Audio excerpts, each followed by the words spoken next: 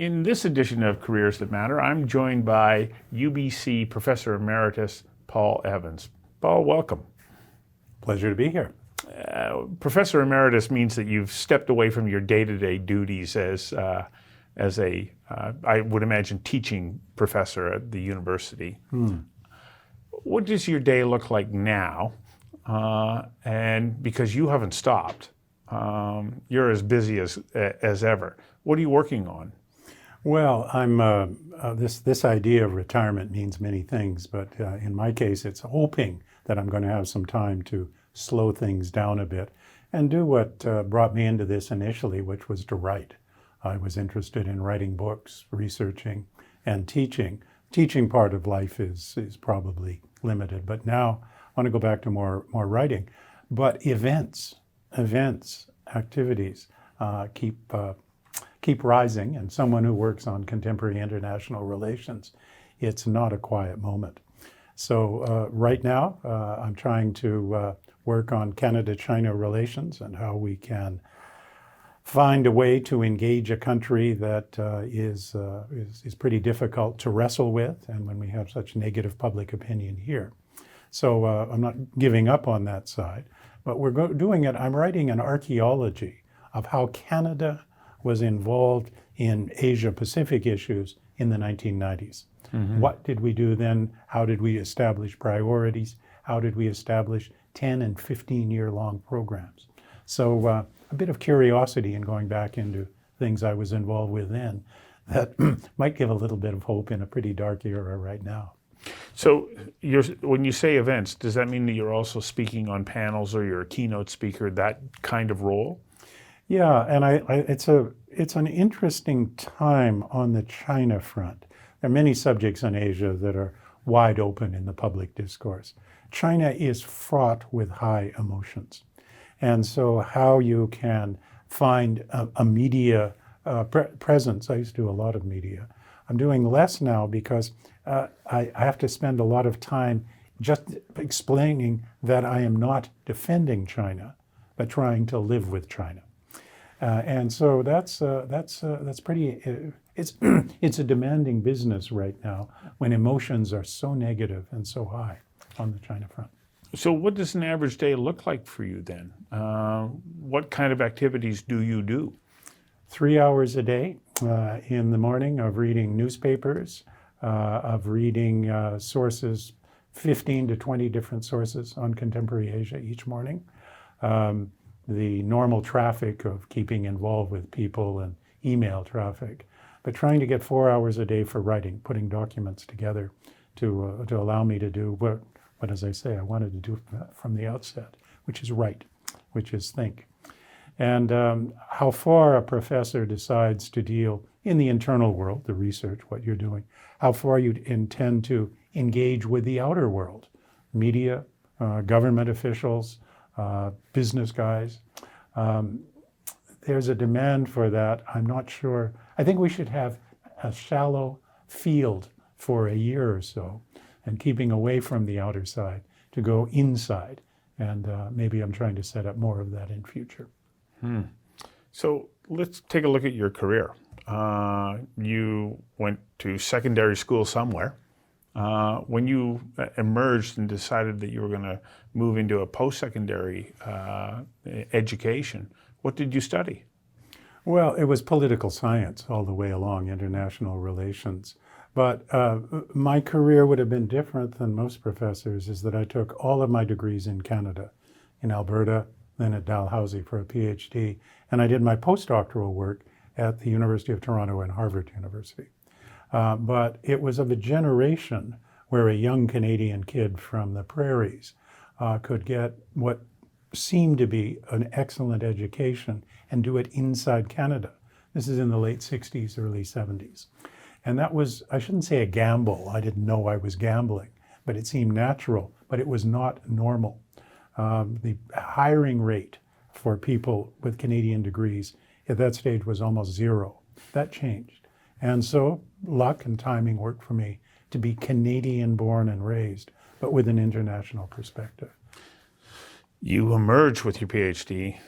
What was your first, assignment or full-time role. Yeah, in those days, as it still is now, it was always hard to get a first teaching job. Yeah. And so, you cast yourself in different kinds of roles. I had the good fortune of writing a dissertation and then a first book that was the best thing that I've done as a professor, as an academic, and that was write a biography. I wrote a biography of a Harvard historian on China. He was the leader of the China field in the United States from the 1940s into the 1980s. He was an engager of China, but a first-class historian, and I had 10 years to go through his papers and write a book that I think has stood the test of time. And I'm in fact going back and doing a second edition of that biography that was published 37 years ago, seeing what that man looks like now in a context that is very much like the 1950s. China is an adversary. China is an enemy. The United States was suffering McCarthyism. Some of those same kinds of forces, geopolitically and domestically, are in play again. So it's a little bit of a secret desire to recapture that moment of the good biography. So what was the journey to UBC? How'd you get there, and were there stops along the way? Yeah, I mean, I think all of us get to, we start off somewhere where they'll let us teach and teach too much. I started at Acadia University and did what I call country doctor teaching. It's a good way for a young prof to learn how to give lectures. Then was at York University for 18 years. Went to Harvard for 3 years and taught there. And then came to UBC when I was offered a job that was not in a line department, political science, which I'd been in the past, but rather to deal with problems. And at that stage of career, I shifted from writing for academics to writing for other audiences, principally governments. Mm-hmm. And that meant Martha Piper and UBC offered a wonderful opportunity to get back to the West. And I've been blessed by a life here on the edge of the Pacific Ocean, which made those trips to Asia a lot easier. Yeah.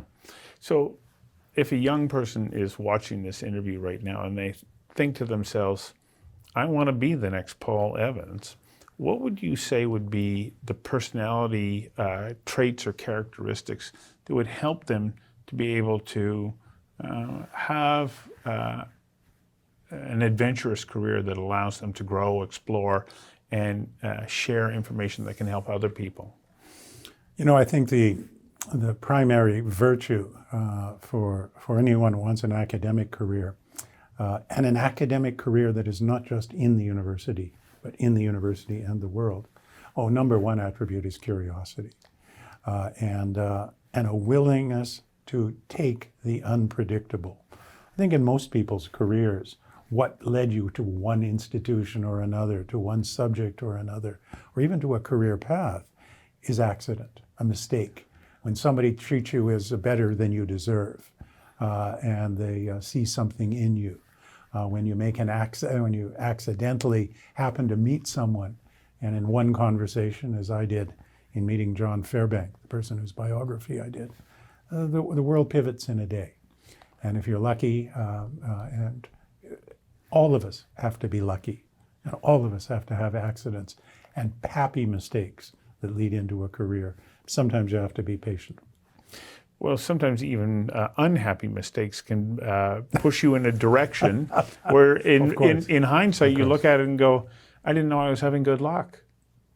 But I think that what you just said demonstrates that if you're paying attention as life unfolds in front of you, you start to realize that everything has significance. And it's how you choose to respond to it that will nudge you one way or another. Well, life has its twists and turns too, and good health and other things are, you just hope it works. But otherwise, it's like a football game. Things are constantly moving around you, and just hope you make the right move and you don't get blindsided. And you are not stopping, you're not slowing down. Well, one should slow down at a certain point. There's only, in a world with so many information sources, where we're in a dark period in international relations. This is not a happy time to be an international relations scholars. In the 1990s, we were optimistic about things. Now we're trying to avoid the worst. And so in that context, staying engaged demands a special kind of dedication. And but we also need a time to breathe. And being in Vancouver, there's no better place in the world to live. Well, thank you for giving us a snapshot into your life and your career. It's not my favorite subject, but it's important to talk about.